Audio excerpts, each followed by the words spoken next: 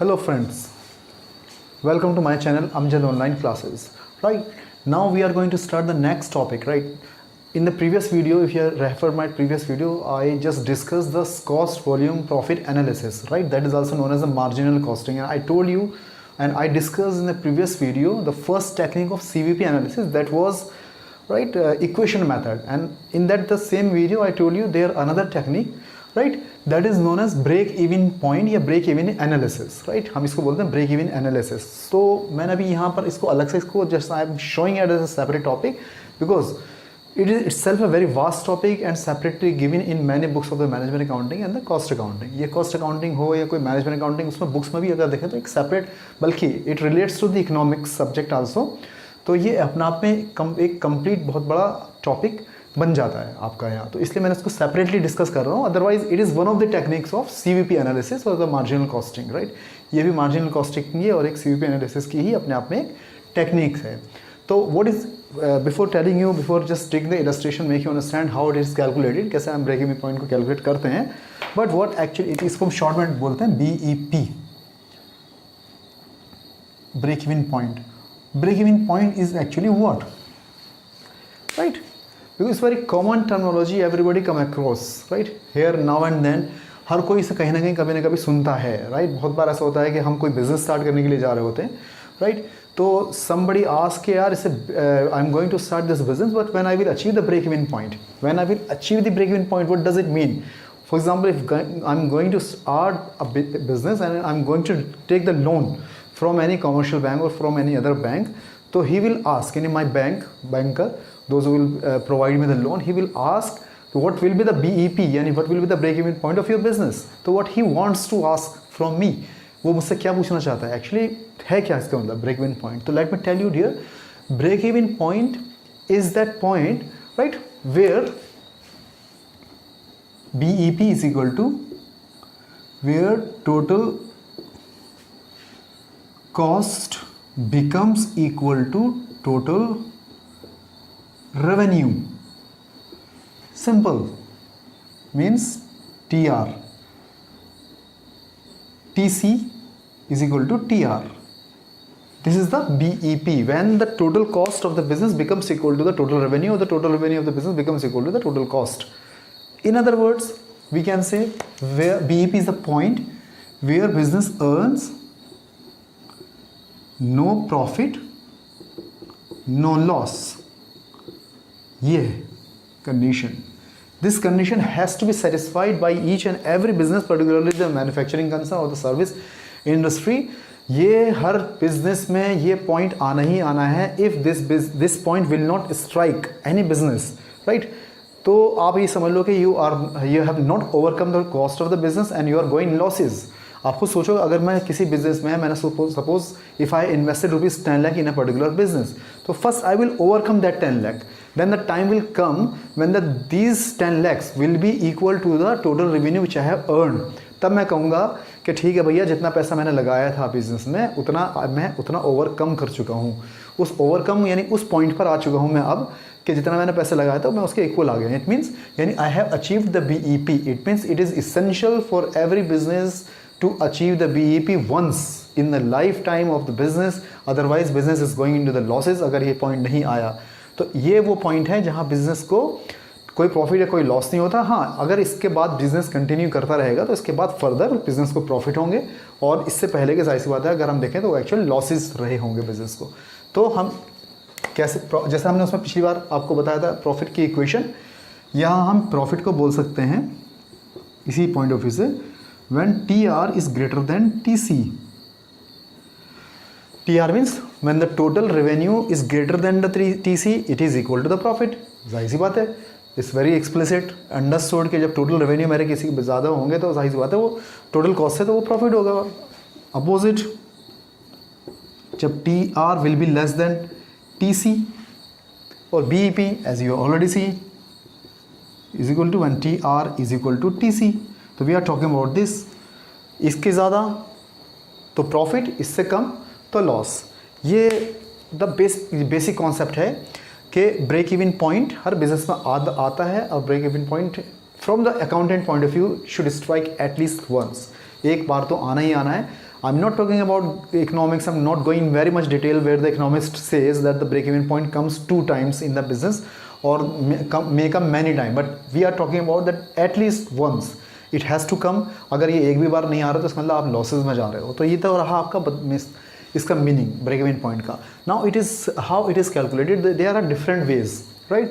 There are 1000 ways in books. In every books there are different formulas, uncountable formulas of calculating the BEP. So let me tell you one by one so that right you could not get confused. तो आपको आसान करने के लिए मैं एक छोटा सा क्वेश्चन लेता हूँ, छोटा सा इलस्ट्रेशन, तब आपको क्लियर हो जाएगा कि बीईपी को हम कैसे कैलकुलेट करते हैं. तो first I am going to make you understand that how BEP is calculated with the help of using table. Table से यानी एक टेबल बनाएंगे हम, उस टेबल से कैसे कैलकुलेट करते हैं. तो कुछ इन्फॉर्मेशन हमारे पास गिवन होनी चाहिए, जब आप क्वेश्चन करेंगे तो आपको सप्लाइड होंगी वो. तो फिलहाल अभी हम इन्फॉर्मेशन जो एक इलस्ट्रेशन लेते हैं, इलस्ट्रेशन ले लेते हैं. उस इलस्ट्रेशन में हम बोलते हैं, मैं यहाँ लिख देता हूँ illustration. Suppose selling price per unit is given is 2.25 per unit. In example और सोल्यूशन, आपका variable cost per unit is given is 2 per unit. Fix cost is 10,000 rupees and units from 10,000 to हम 80,000 units तक ले रहे हैं. ये 10,000 dash 80,000 का मतलब ये है कि we are taking the interval up to, it is means up to 80,000 and this is the interval of 10,000. यानी हम जो इंटरवल ले रहे हैं 10,000 यूनिट्स, 20,000 यूनिट्स, एक पर्टिकुलर इंटरवल से हम एनालाइज करेंगे. Here this is the question and we are asked to calculate the BEP. ये आपको इस तरह से क्वेश्चन दिए होंगे तो फिर आपसे कहा जाएगा कि आप ब्रेक इवन पॉइंट कैलकुलेट करो. तो अब देखिए ये प्रॉब्लम आपके सामने है. अब हम इसको पहले तो मैंने आपको कहा है कि फर्स्ट मेथड मैं आपको बता देता हूँ जो बहुत इजी मेथड है. लेंदी मेथड ज़रूर है, थोड़ा सा टीडियस है बिकॉज हमें उसमें टेबल बनानी पड़ती है. तो कैसे हम उससे कैलकुलेट करते हैं, नहीं ठीक है. तो आपको एक टेबल बनानी पड़ेगी. ये एक हम इधर टेबल बना लेते हैं.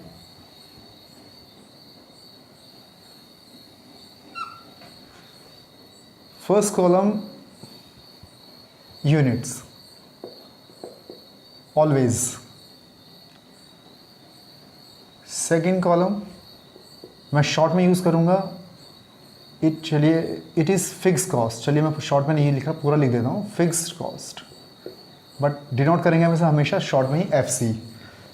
दूसरा है हमारा थर्ड कॉलम वेरिएबल कॉस्ट या VC, right. Now I have told you many times in the previous videos also that if you add these to fix cost and the variable cost it must be equal to TC यानी total cost, or then we can take total revenue यानी TR. Okay, ये हमने column बनाने होते हैं अगर हमें BEP calculate करना है with the help of tables. तो अब जो इन्फॉर्मेशन हमें गिवन है वो यहाँ पर हमें शो करनी है. फॉर एग्जांपल हमें गिवन इन्फॉर्मेशन है 10,000 यूनिट्स से लेकर आपको कहा गया 80,000 यूनिट्स तक लेनी है and you have to take the gap of interval of 10,000 units. तो पहली 10,000, 20,000, 30,000, 40,000, 50,000, 60,000, 70,000 and 80,000. It's just a supposition, right? Supposition है. क्वेश्चन में आपको हो सकता है 7,000, 8,000, 9,000 इस तरह से दी हो, 1,000, 2,000, 3,000 इस तरह से दी होंगी. But just supposition just make you understand the concept के कैसे निकला जाता है. देखिए FC इज गिवन है 10,000. अब यहाँ कॉन्सेप्ट आपको ये मालूम होना चाहिए कि अगर मैंने यहाँ 10,000 लिख दिया फिक्स कॉस्ट कितनी यूनिट्स पर 10,000 पर, तो आपको यू मस्ट अंडरस्टैंड कि मैं यहाँ पूछूंगा अगर आपसे कि यहाँ 10,000 है तो भाई यहाँ कितनी होगी. थिंक योर सेल्फ कि 20,000 यूनिट्स पर कितनी होगी.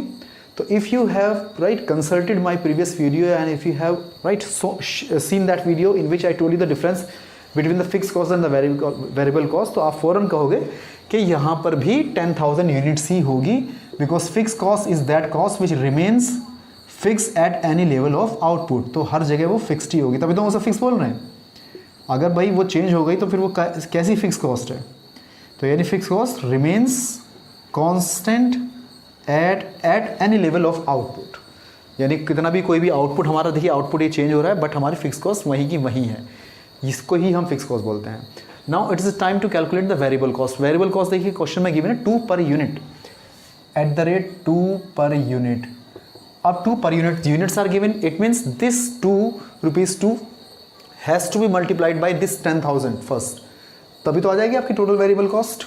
ठीक है, तो कितनी आई यहाँ 20,000, then this 2 rupees 2 right has to be multiplied by this 20,000 per unit है ना, तो 20,000 multiplied by this 2 40,000, then this 30,000 multiplied by 2 60,000 and onwards same, like you can calculate yourself।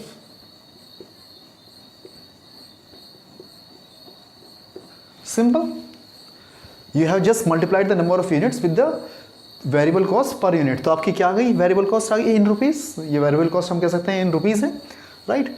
अब इनको हम ऐड कर देंगे तो क्या आ जाएगी टोटल कॉस्ट, तो टोटल कॉस्ट 30,000, यानी this addition 50,000 70,000 90,000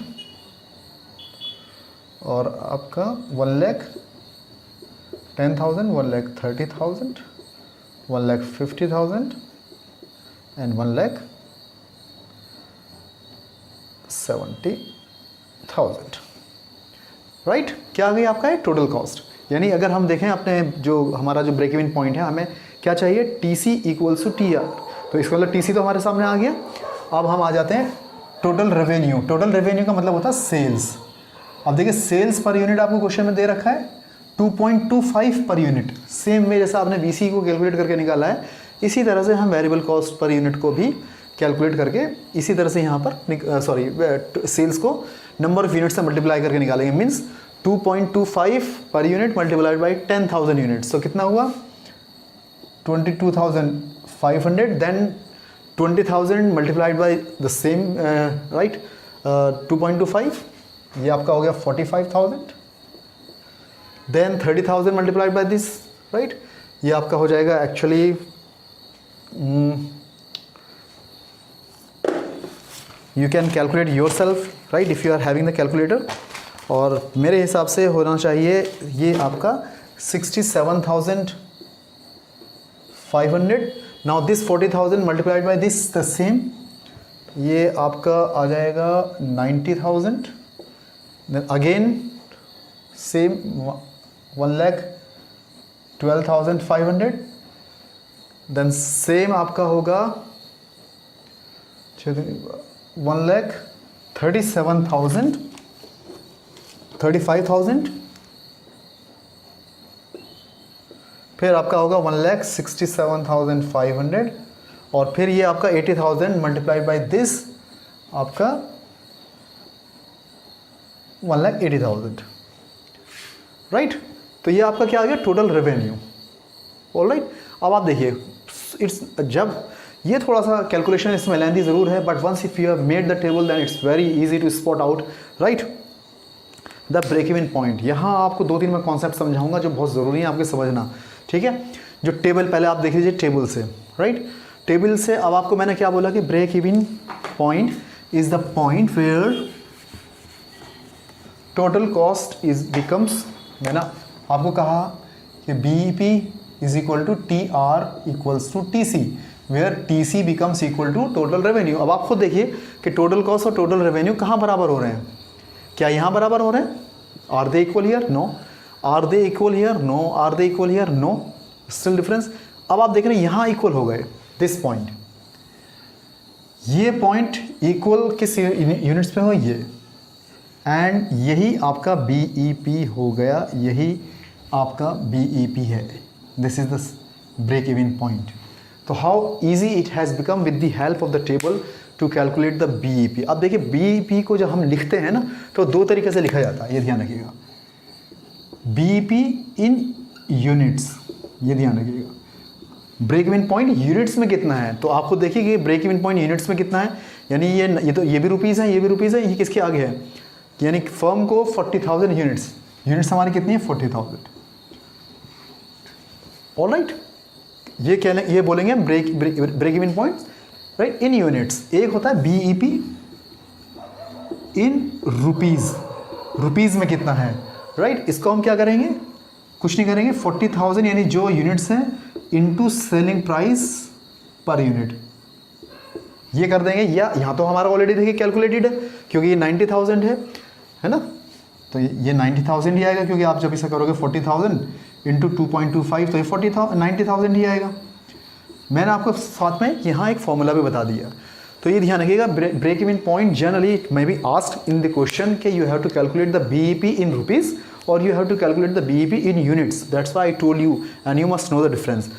eight 40,000 units production business is achieving its break even point, यानी 40,000 यूनिट्स अगर प्रोड्यूस कर रहा है कोई बिजनेस तो वो पार पर आ गया है। या अगर वो 90,000 रुपीज़ अर्न कर रहा है तो उसकी टोटल कॉस्ट भी 90,000 है, तो वो पार पर आ गया है।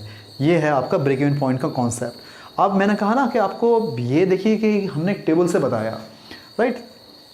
टेबल से आप वैसे तो हम आगे क्वेश्चन काफ़ी सारे करेंगे फॉर्मूले में, बहुत सारे अभी और क्वेश्चन सॉल्व करेंगे, आपको अच्छी तरह से मैं बहुत क्लियर कर दूंगा। लेकिन मैं एक चीज़ यही बता देता हूँ आपको, इसी चीज़ को हम एक बहुत छोटा सा फॉर्मूला बताकर 2 मिनट में कैलकुलेट कर सकते हैं। देखिए यहाँ तो हमें टेबल में बनाने में काफ़ी टाइम लगा, but there is a shortcut formula of break even point, वो मैं अभी आपको बता देता हूँ क्योंकि टेबल आपके सामने है तो आपको ज़्यादा अच्छी तरह से समझ में आ जाएगा। तो वो आप सब लोग देखिए याद कर लीजिए, क्योंकि अगर आप बहुत सारी बुक्स देखोगे तो बहुत सारे फॉर्मूले हैं। तो मैं आपको वो फॉर्मूला बताता हूँ कि जो बहुत प्रिविलेंट है, तो ये याद रख लीजिए, BEP is equal to fix cost divided by cost contribution per unit. ये सबसे इजी फॉर्मूला है, fix cost divide by contribution per unit. यहाँ बट लेकिन आपको मालूम होना चाहिए व्हाट इज कंट्रीब्यूशन। कंट्रीब्यूशन क्या होता है, हमेशा ये ध्यान रखिए, कंट्रीब्यूशन को हम का मतलब होता है सेल्स माइनस वेरिएबल कॉस्ट। यानी अगर सेल्स में से हम सिर्फ वेरिएबल कॉस्ट माइनस करते हैं तो कंट्रीब्यूशन आता है, तो नॉट टोटल कॉस्ट। यानी कहने वाला कि C is equal to S minus V, जो हम इसकी इक्वेशन होते हैं किसकी, कंट्रीब्यूशन की। और यहाँ आपको लेना है कंट्रीब्यूशन पर यूनिट, है ना, तो पर यूनिट के हिसाब से देखना है। तो आप देखिएगा अगर आपको ये फॉर्मूला याद है और सेम क्वेश्चन अगर आपको गिवन है जो अभी मैंने आपको लिया है, सेम इलस्ट्रेशन अगर आपको गिवन है, तो आप 2 मिनट में कैलकुलेट कर सकते हैं और सेम आंसर आएगा। कैसे, फिक्स कॉस्ट कितना दिया था अभी क्वेश्चन में, इसी क्वेश्चन में हमने कितना लिया था फिक्स कॉस्ट, बताएं आप देखें, आपने लिखा होगा फिक्स कॉस्ट कितना लिया था हमने, 10,000 लिया था, नहीं लिया था। कंट्रीब्यूशन पर यूनिट चाहिए हमें। कंट्रीब्यूशन पर यूनिट का मतलब है selling price per unit minus variable cost per unit. Selling price per unit कितना लिया था हमने क्वेश्चन में, 2.25 लिया था, नहीं लिया था, minus variable cost per unit कितना था, 2। तो यानी कंट्रीब्यूशन पर यूनिट कितना आ गया, 10,000 डिवाइडेड बाई 0.25। आया नहीं आया, इसको बोलते हैं कंट्रीब्यूशन पर यूनिट, जो मैंने यहाँ लिखा है कंट्रीब्यूशन पर यूनिट, राइट। तो अब जब आप 10,000 को डिवाइड करोगे 0.25 से तो आंसर कितना आ रहा है, 40,000। ये 40,000 आपकी यूनिट्स है, units. As I told you that BEP is calculated in units and rupees. Now you have to convert it into the rupees, then you have to multiply it by the selling price. तो ये आपका आ जाएगा BEP in rupees. Rupees कैसे आएगा, means 40,000 तो आपकी number of units है, it has to be multiplied by the selling price per unit and that is 2.25 means is equal to 90,000. All right, this is right. I have told you all right the basic concept about the break-even analysis. Right, I have told you how break-even point is calculated by using the table method. Right, that it's very easy, that it is automatically calculated by using the table method, but it is little bit lofty and tedious and little bit complicated task to make the whole table जब आप किसी answer पे पहुंचते हो. But when you use this shortcut formula, so you can just calculate the break-even point in a few minutes only. तो ये shortcut formula भी है और ये formula भी आपको याद होना चाहिए, क्योंकि बहुत बार ऐसा होता है कि there are some limitations of this table also and there are some limitations of this formula also. Right? कभी आपको ये यूज करना होगा तो कभी आपको ये यूज करना होगा. तो you should must be very much clear about the concept. Concept clear करना बहुत जरूरी होता है. तो फॉर्मूले से आपने देखा हमने कैसे इजीली कैलकुलेट कर लिया. तो week is calculated into base. So I hope that I have made each and everything very clear, and I have made each and everything very easy, understandable for you. If you like, right? If you understood the video, give me the comment. And if you have some doubt, if you want some more questions, however, we'll do in next videos more practices on that BEP break even point. और ज़्यादा practice अभी हम करेंगे भी अच्छे खासे question हम इस पर लेंगे, right? Thank you till then and for watching this video patiently. Stay tuned, stay connected. See you. Thank you.